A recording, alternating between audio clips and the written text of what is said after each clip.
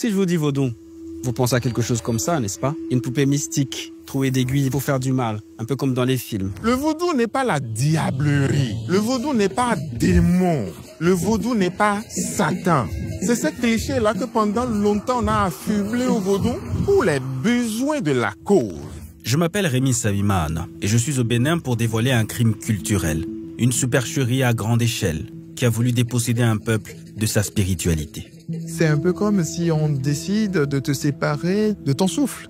De ton toit. De ton toit. C'est ta substance. Je vais remonter l'histoire pour vous expliquer pourquoi toute une culture a été salie. On nous a traités de païens, de sauvages, de barbares, et on nous a fait croire qu'on nous apportait justement une religion qui apportait l'universalité, l'essence même de l'être humain, en nous faisant croire que nous n'avions pas d'humanité. Or, nous le savons, c'était un pur mensonge. Diaboliser pour mieux remplacer, fermer les temples pour ouvrir les églises. Si vous regardez bien, à ma droite, vous avez un temple vaudou, c'est le temple de Python. Et si je me retourne à ma gauche, juste en face, vous avez une église catholique. Et c'est la basilique Notre-Dame de l'Immaculée Conception de Ouidah.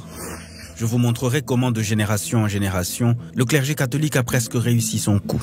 Pour de nombreux fidèles chrétiens, le vaudou n'est qu'un ensemble de pratiques de magie et de sorcellerie, du paganisme. Du moins, c'est ce qu'on leur a toujours prêché. On leur a fait croire que c'est en allant dans les autres confessions que, bon, on est quelqu'un dans la cité. Ce sont là les vecteurs de l'aliénation qui, malheureusement, continuent de tenir certains de nos compatriotes dans les chaînes. Mais malgré tout, le vaudou a résisté à l'esclavage, à la colonisation et au prosélytisme des religions venues d'ailleurs. Il n'y a pas de maison au Bénin ici où il n'y a pas de vaudou. Ce n'est pas possible. Je suis allé jusqu'au fin fond de la forêt sacrée pour rencontrer les érudits qui l'ont étudié, le pratiquent et l'enseignent. Le vaudou, c'est une religion comme toute autre religion. J'ai suivi la route de ces couvents, là où il s'assume et veut se montrer tel qu'il est. C'est notre culture, c'est notre richesse, on ne pourra pas nous l'arracher. Donc nous allons le révéler au monde, mais sous son vrai visage. Je veux le voir de mes propres yeux, le toucher, le connaître et comprendre pourquoi les Béninois y sont si attachés. Chaque grande religion a son berceau. Pour l'islam, c'est la Mecque. Pour la religion chrétienne catholique, c'est Rome. Et il se trouve que le Bénin est le berceau du vaudou.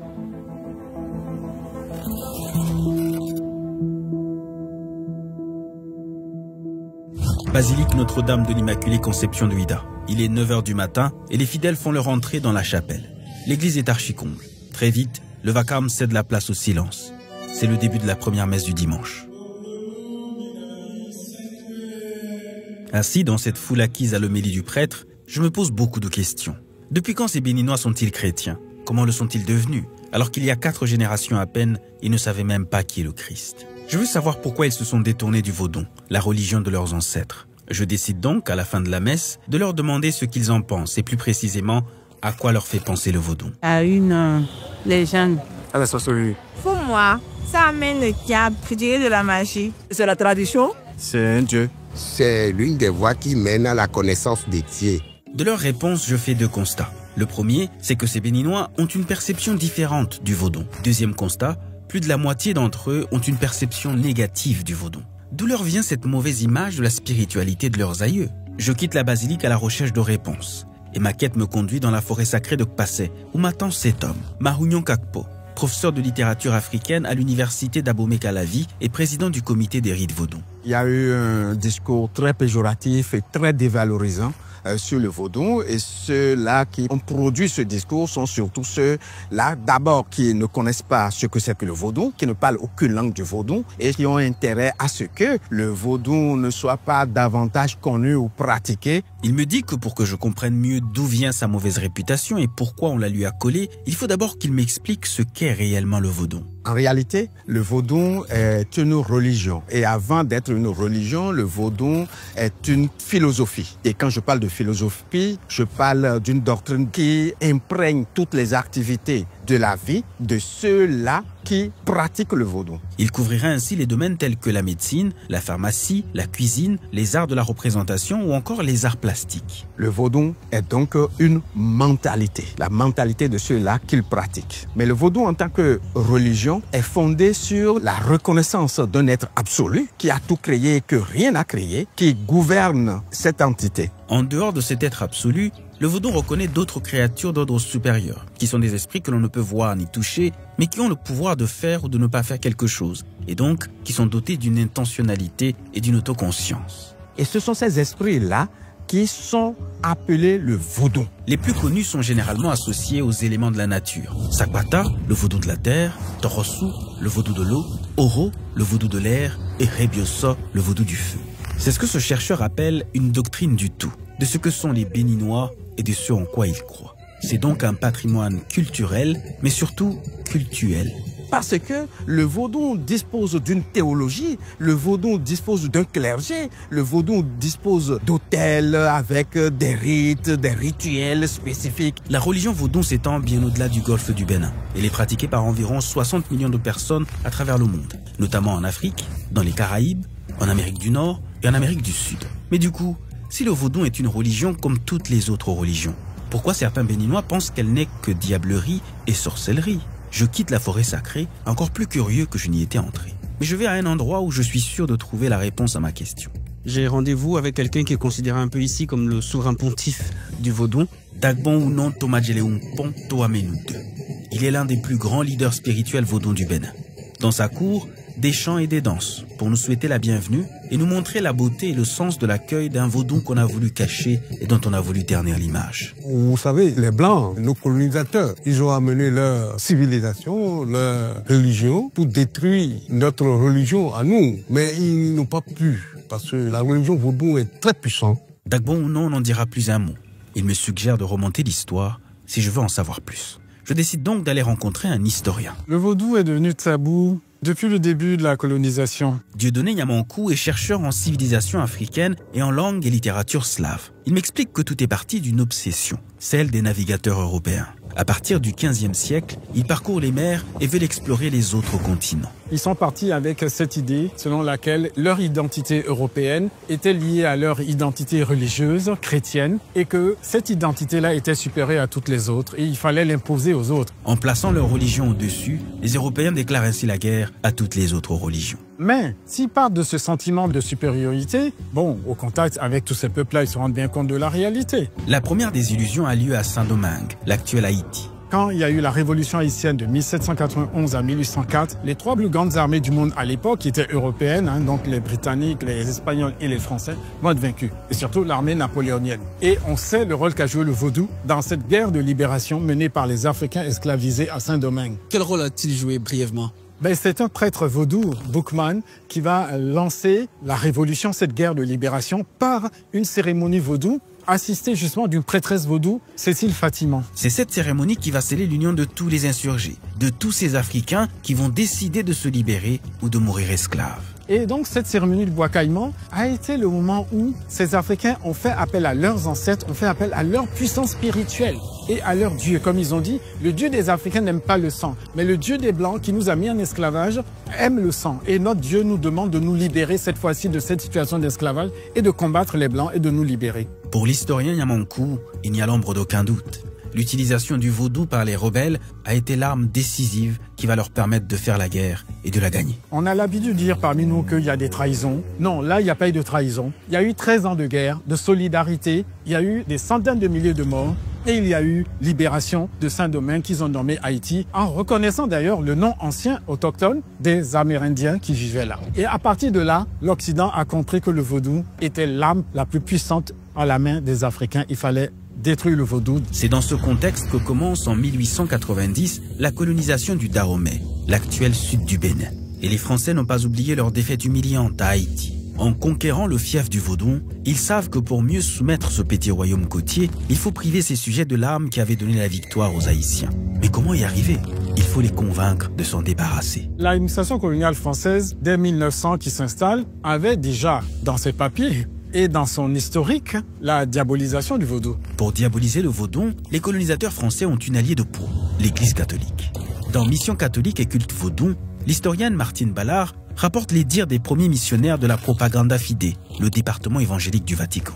Décrivant le vaudou, Monseigneur Leroy, des Pères du Saint-Esprit, écrit. C'est simplement un amas de superstitions diverses, innocentes, grossières, ridicules ou cruelles, recouvrant et déformant les antiques notions religieuses de l'humanité. En 1909, dans la ville de Kové, le père Bell, à son tour, constate et renchérit. C'est grande pitié de penser que là, Satan règne en maître souverain et incontesté. Pas une case qui ne porte le signe du culte de Satan, pas un sentier des champs ou de la forêt qui ne soit la protection des statues grossières qui blessent la pudeur et la raison, pas une âme qui ne porte encore la souillure dont il a sali l'âme de nos premiers parents. Et au père Gauthier de conclure en 1925. Nos bons noirs sont pratiquement des idolâtres de la plus belle espèce. C'est ainsi qu'ils construisent et propagent l'idée d'un continent sauvage, où les peuples sont assis dans les ténèbres à l'ombre de la mort. Ils vont jusqu'à désacraliser tout ce qui se rapporte au vaudou.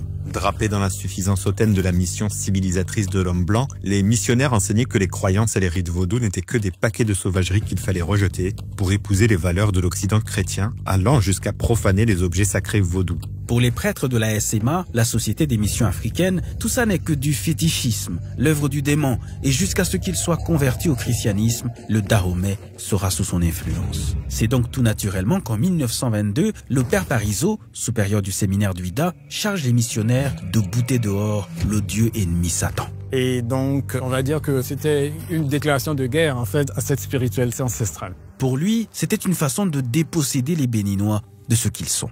Le regard colonial et colonialiste, c'est un regard tourné vers d'autres peuples qui leur nient leur humanité, qui leur nient leur spiritualité, qui leur nient leur capacité même à être des êtres dignes, des êtres autonomes, souverains. C'est en gros déshumaniser un peuple en prétextant vouloir l'humaniser. Absolument. Et là, on revient à Aimé Césaire, qui dans son discours sur le colonialisme a dit « colonisation égale chosification ». Acculturer pour mieux assujettir. Oui, puisque une fois que vous êtes acculturé, vous n'avez qu'une seule ambition, d'être la copie de l'ancien maître. Et pour être la copie de l'ancien maître, il faut renoncer à soi. Il faut renoncer à son identité et tout ce qui constitue votre identité. Et qu'est-ce qui constitue notre identité? C'est d'abord la spiritualité et tout ce qui est lié à notre culture.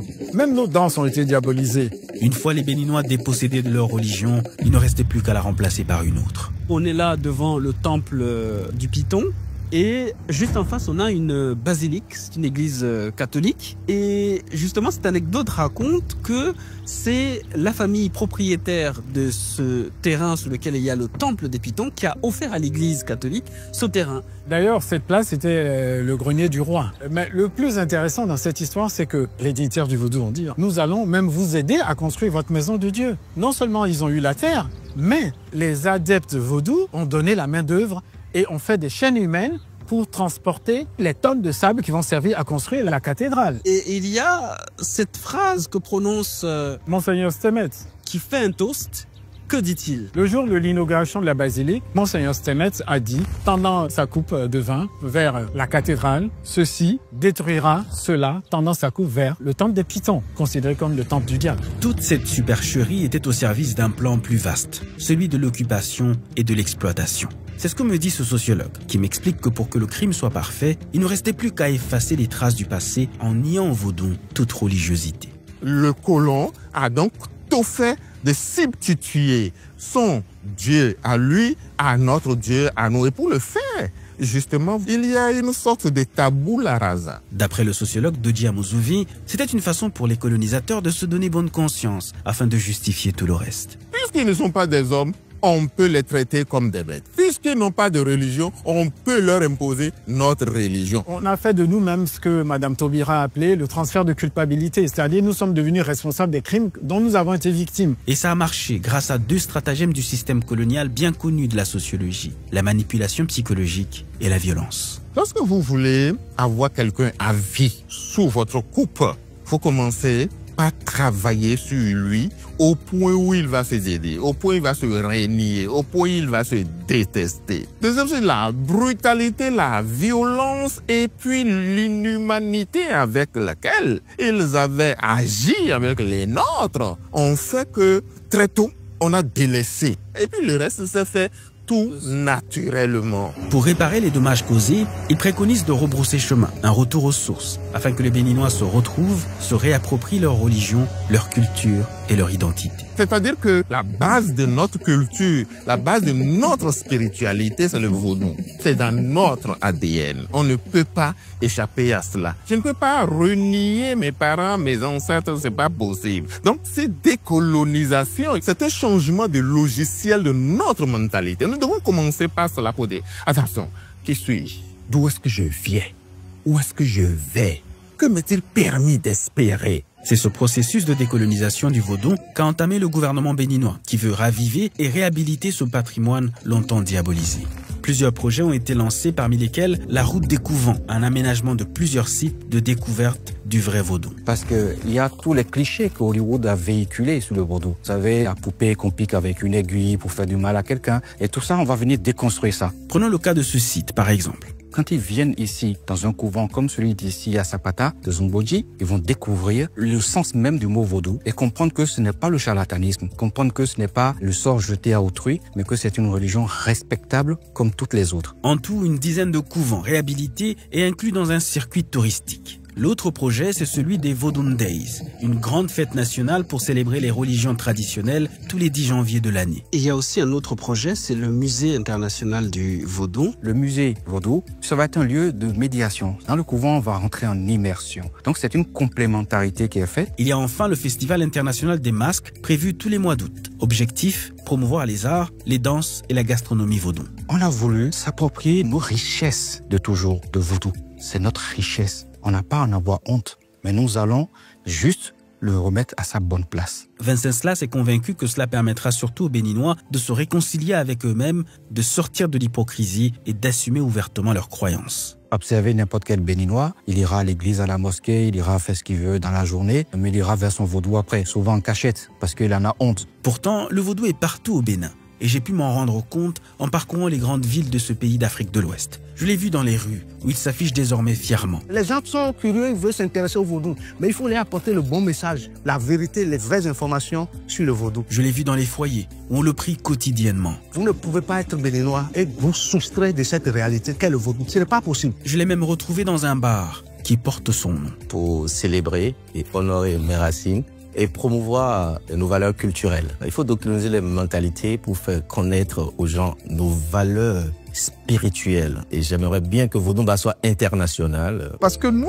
en tant que Béninois, c'est le meilleur que nous possédons, que nous partageons avec l'étranger. Donc cet art de vivre béninois, cette béninitude, nous souhaiterions la partager. Et c'est peut-être à ce prix-là que le Vaudou pourra enfin retrouver ses lettres de noblesse. Le futur du vaudou, nous le souhaitons florissant. Donc, ce que je souhaite, c'est que les scientifiques s'adonnent vraiment à de la recherche sur cette thématique pour partager avec le reste du monde ce que c'est que le vaudou et que les gens cessent de le prendre pour ce qu'il n'est pas. Si Dieu est blanc, forcément, tout ce qui est beau doit être blanc. Les cheveux crépus, c'est comme si c'était sale, mal entretenu, pas très hygiénique et un peu villageois. C'est quoi le problème avec le cheveu crépus et surtout, d'où vient le besoin de le dénaturer? On nous a dit que tout ce qu'on avait de chez nous, tout ce qui était naturel, tout ce qui était local n'était pas bon et donc il fallait absolument se mettre à l'image des autres. Comment se fait-il que nous sommes facilement tournés vers l'extérieur, comme si nous n'avions pas de valeur propre? Identité, qui es-tu? Identité, où es-tu? Quand je t'apporte, quand je nous apporte à la table de l'humanité. Mais qui t'a dit encore, petite sœur, que tu n'étais pas belle lorsque tu portes encore la couronne d'Aminata? C'est pire maintenant, parce que quand on prend 10 femmes en Afrique aujourd'hui qui sont habillées, il y a 9 qui ont des perruques. Je peux vous dire que sur 10 femmes, 8 ne savent pas comment faire. Les 2 autres, c'est parce que on leur a montré que ça et qu'elles ont peur de revenir à autre chose. Donc c'est un peu comme si c'est quelque chose que tu avais hérité d'une génération précédente? C'est ça. Et ma mère, je l'ai toujours vu les cheveux défrisés jusqu'à aujourd'hui. Elle ne se sent pas forcément belle avec ses cheveux. Donc, il faut que la femme africaine s'aime. Quand je les mettais, ces brésiliennes, je me retrouvais pas. Je trouvais qu'il y avait quelque chose qui clochait. Ça me ressemblait. Tu ne reconnaissais pas. Voilà. Et donc, aujourd'hui, il faut justement casser ces codes-là. Cette indépendance est en l'air, gourmandise à une tranchante lame. Refuse l'impérialisme, jeune âme, sois digne. Ne te mets pas en complicité avec eux sur une mauvaise ligne. Essence. Merci beaucoup, Kamal. Merci. Puissant.